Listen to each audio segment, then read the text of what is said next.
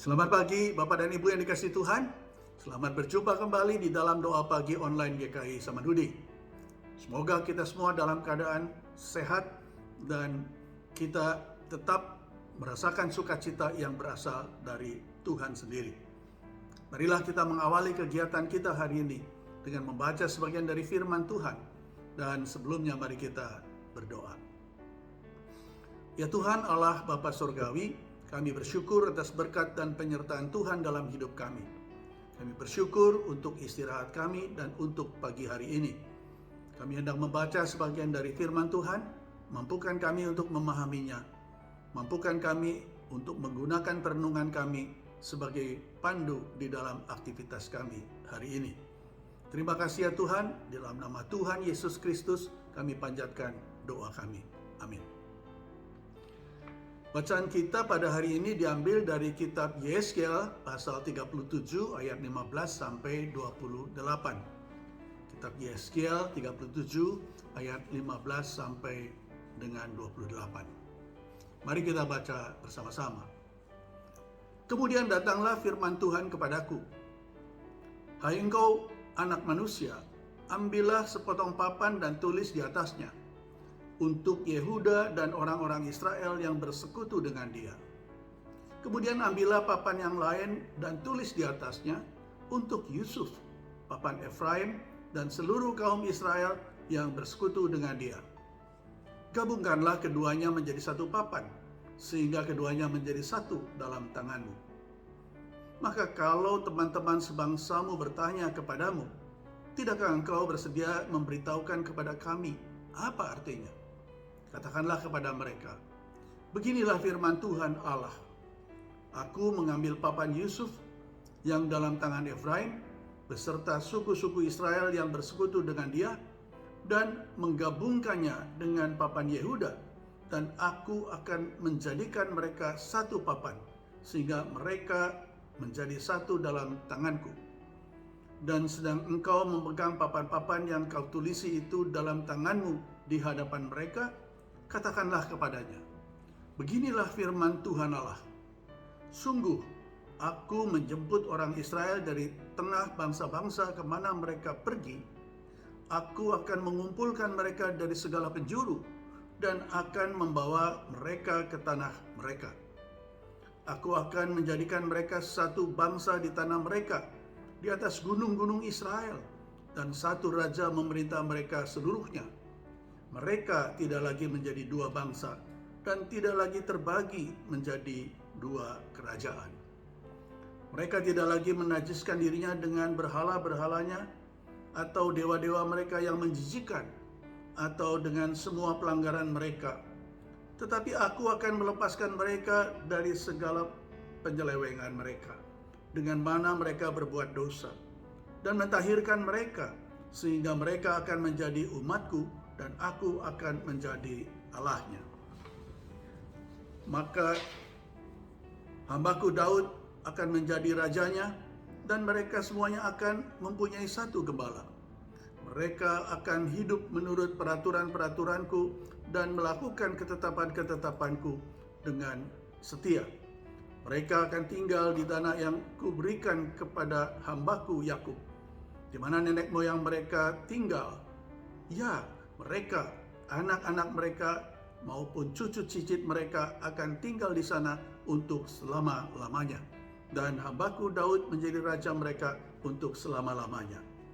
Aku akan mengadakan perjanjian damai dengan mereka, dan itu akan menjadi perjanjian yang kekal dengan mereka. Aku akan memberkati mereka dan membuat mereka banyak, dan memberikan tempat kudusku di tengah-tengah mereka untuk selama-lamanya. Tempat kediamanku pun akan ada pada mereka, dan aku akan menjadi Allah mereka, dan mereka menjadi umatku. Maka bangsa-bangsa akan mengetahui bahwa aku, Tuhan, menguduskan Israel pada waktu tempat kudusku berada di tengah-tengah mereka untuk selama-lamanya. Bapak Ibu sekalian,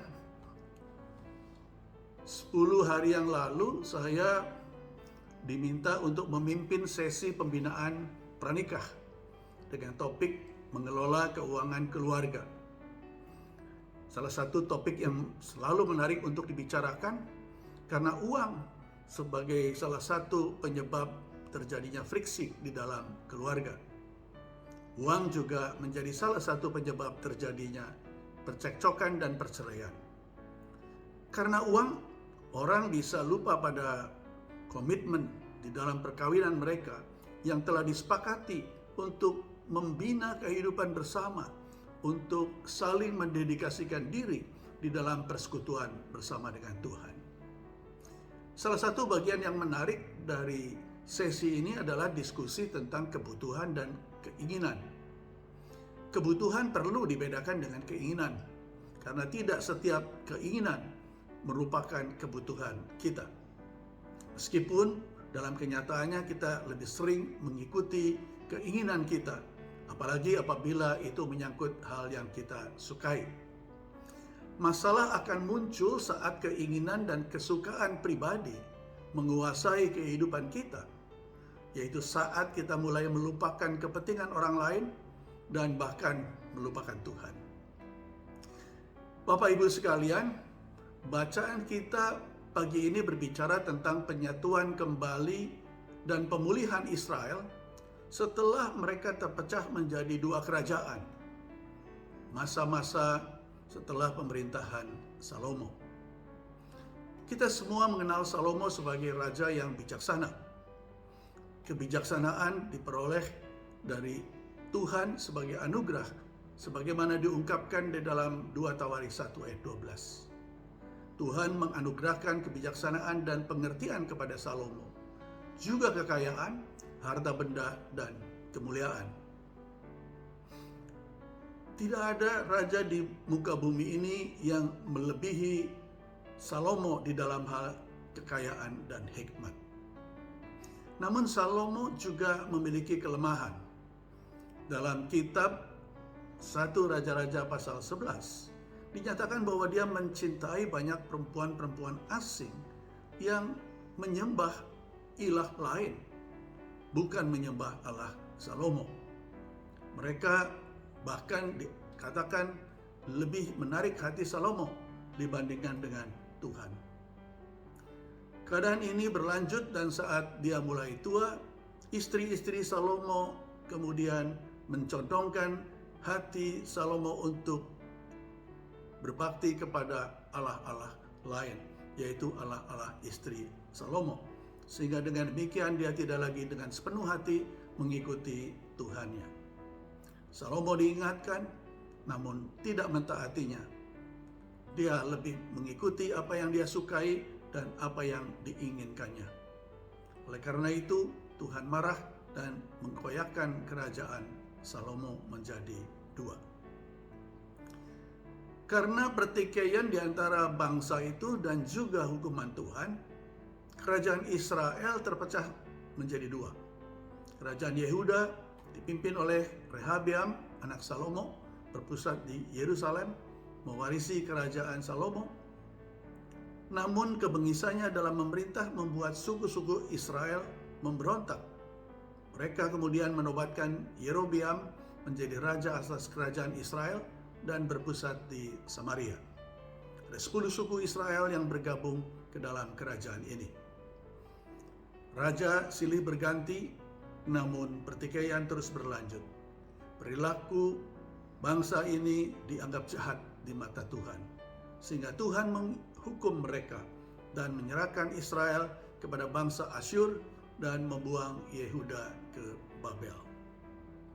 Bapak Ibu sekalian, tema doa pagi kita hari ini adalah dipersatukan Allah. Tema ini dihubungkan dengan ayat 19b dari bacaan kita yang berbunyi bahwa aku akan menjadikan mereka satu papan sehingga mereka menjadi satu dalam tanganku. Allah yang menjadikan mereka satu. Mereka dipersatukan Allah. Setelah sekian lama Yeskel menubuatkan penghukuman, kali ini dia menubuatkan kasih Allah yang mempersatukan Israel dan Yehuda serta memulihkan mereka. Allah mengampuni dan mengadakan rekonsiliasi melalui perjanjian damainya. Kalau kita baca ayat 16 sampai dengan 19, terlihat gambaran simbolis tentang penyatuan ini. Nabi diminta mengambil sepotong papan, atau dalam terjemahan lain disebut sebagai tongkat. Masing-masing dituliskan kata untuk Yehuda dan untuk Yusuf, papan Efraim. Kemudian digabungkan menjadi satu, sehingga keduanya menjadi satu di tangan Nabi. Tindakan ini mengingatkan fakta sejarah suku-suku Israel pada zaman Musa. Kalau kita lihat dalam Bilangan 17 ayat 2 dikatakan, Tuhan berfirman kepada Musa, "Katakanlah kepada orang Israel dan suruhlah mereka memberikan kepadamu satu tongkat untuk setiap suku. Setiap pemimpin mereka harus memberikannya suku demi suku, seluruhnya 12 tongkat. Lalu tuliskanlah nama setiap pemimpin pada tongkatnya." Dalam bacaan kita di ayat-ayat yang berikutnya, Tuhan menjelaskan bagaimana penyatuan dua kerajaan harus dilakukan. Pertama, haruslah membawa mereka pulang ke tanah mereka sendiri dan bersatu, tanah yang sudah dijanjikan Tuhan dan disediakan oleh Tuhan. Yang kedua, pemurnian mereka dari penyembahan berhala. Yang ketiga, penetapan satu raja untuk memimpin mereka. Daud masa depan akan memimpin bangsa yang sudah disatukan dan dimurnikan. Yang keempat, penetapan perjanjian damai dengan Allah sebagai perjanjian yang kekal dengan disertai berkat dari Tuhan. Kemudian semua itu dimeteraikan dalam pendirian bait Allah yang hadir di antara mereka.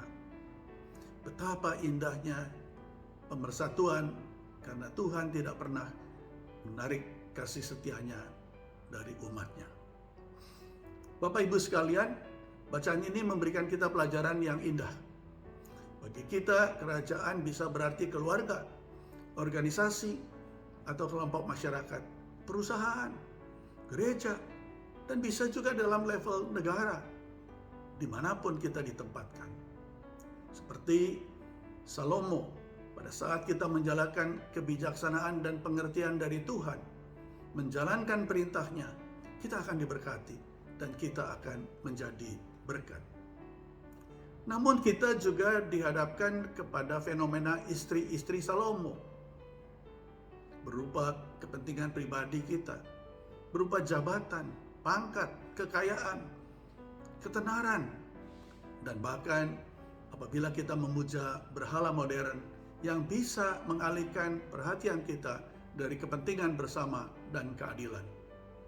Kita cenderung mengalalkan cara untuk memenuhi keinginan diri sendiri dan menomorduakan Tuhan. Saat itu kita akan menjadi rentan akan perpecahan. Terlebih lagi pada saat kita menjadi jauh dan terasing dari hadiratnya. Dalam situasi seperti ini, kita bersyukur bahwa kasih setia Tuhan membuka kesempatan kepada kita untuk bertobat, dipersatukan kembali, serta dipulihkan. Kita bisa membangun kembali kebersamaan dan persekutuan dengan meninggalkan egoisme dan berhala duniawi, dengan memohon pimpinannya, dengan berdamai dan menjadikan diri kita sebagai rumah Tuhan bagi sesama. Maka Tuhan akan memulihkan kita. Sebagaimana yang dinyanyikan dalam Mazmur 126 ayat 1 sampai dengan 3. Ketika Tuhan memulihkan keadaan Sion, keadaan kita seperti orang-orang yang bermimpi. Pada waktu itu mulut kita penuh dengan tertawa dan lidah kita dengan sorak-sorai. Pada waktu itu berkatalah orang di antara bangsa-bangsa, Tuhan telah melakukan perkara besar kepada orang-orang ini. Tuhan telah melakukan perkara besar kepada kita, maka kita bersukacita. Bapak Ibu sekalian, setiap orang bisa terjatuh karena memberhalakan keinginan dan kesukaannya. Setiap orang yang mengutamakan dirinya sendiri mengakibatkan terbawa ke dalam situasi rentan terhadap perpecahan dan menjauh dari hadirat Tuhan. Namun Tuhan selalu membuka kesempatan untuk kita kembali kepadanya. Marilah kita meninggalkan berhala-berhala modern yang menjauhkan kita dari Allah, kembali ke dalam persekutuan dengan Tuhan, bernaung dalam pimpinannya, menjadi rumah Tuhan. Memang tidak mudah, namun kita percaya bahwa Tuhan akan menolong kita. Amin. Mari kita berdoa. Ya Tuhan Allah yang Maha Pengasih, kami bersyukur untuk firman-Mu. Kami bersyukur disadarkan bahwa Allah mempersatukan dan memulihkan kami pada saat kami terjatuh.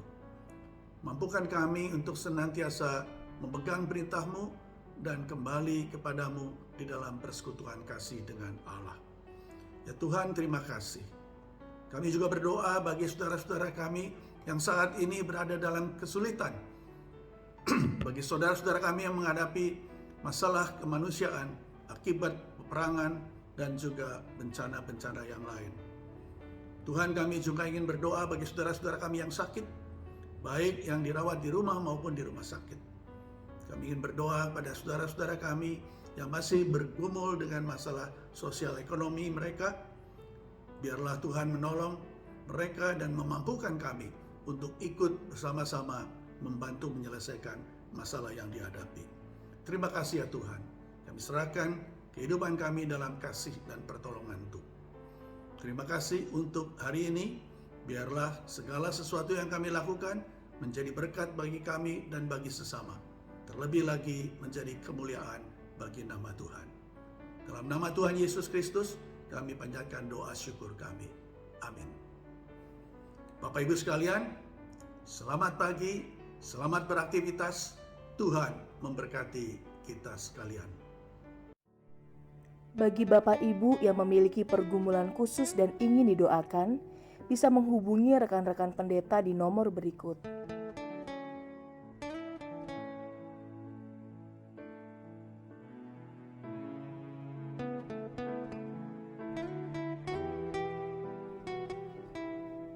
Tuhan Yesus memberkati.